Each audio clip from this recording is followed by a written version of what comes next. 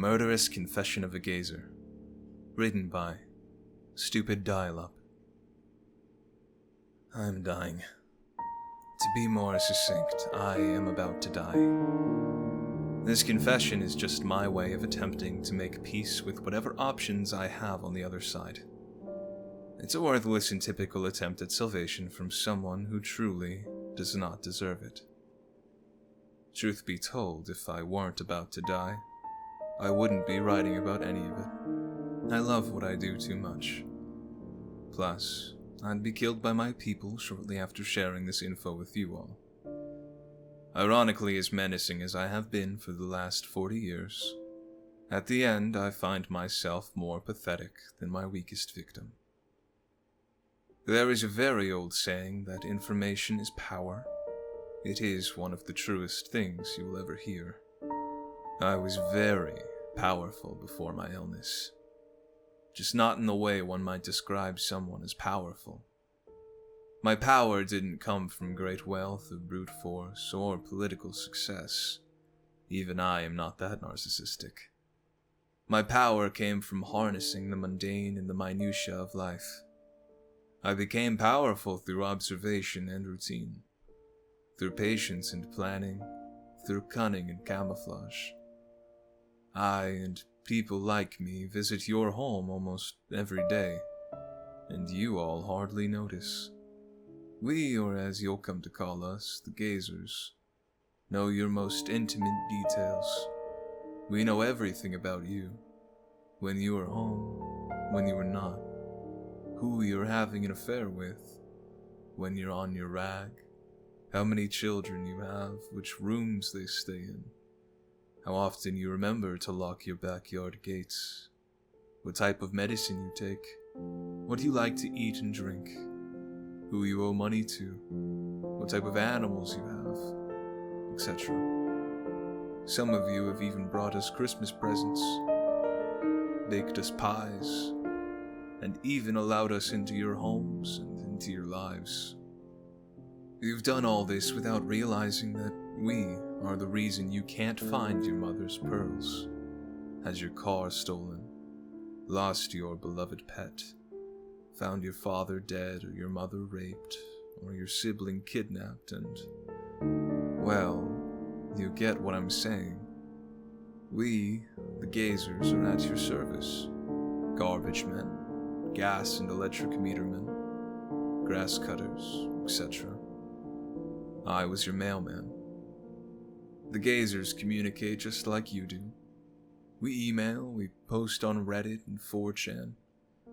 We have just been so successful hiding in public that the transfer of information, transfer of the most fantastic details, has never been simpler. The most unsuspecting phrases that you find in short stories like these or on message boards often mean the most sinister and titillating things to a Gazer. Going to the store. She wore a red dress. It's time to put the baby down for a nap. Having roast for dinner. Finally taking the kids out for ice cream. All mean much different things to me and my kind than they normally would to you. We can identify ourselves by the nicknames we have for our specialties. If you enjoyed a little B&E or a little stalking while you stole, you were thrifty. Enjoyed a more professional approach by selling off the information you've collected to interested buyers, then you sold Avon. Kidnapped women, children, and or pets, then you were a tooth fairy. As for me and people like me, they call us Picasso. Funny thing is, none of us ever saw our marks until the day the deed was done. That is what makes the system work. If 5 people in the last year come up butchered in my neighborhood or on my mail route, I'm not going to be in business for long like I was for the last 40 years. No, you see, our power came from the information we all collected. The better notes I took, the more information that was shared back with me. The better the information, the better the pay. Whether it be monetarily or a fun fact about my next victim. It was always easy to find garage or estate sales online to sell and collect information. Information was currency, and I was a rich, rich man. Anyway, I'm not writing this to brag or relive my exploits. My hope is that by sharing this information, maybe I'll save enough lives, spare enough heartache and despair to get some sort of reprieve in the next life. A kind of ridiculous thought now that I'm thinking back to all that I've done.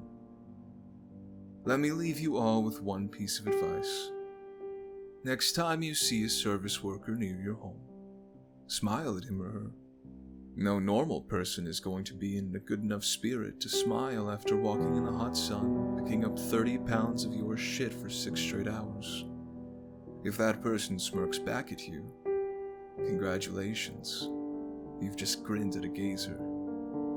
But if the gazer smiles wide, well, you may have just welcomed a tooth fairy, or an equally horrifying proposition, a Picasso, into your home.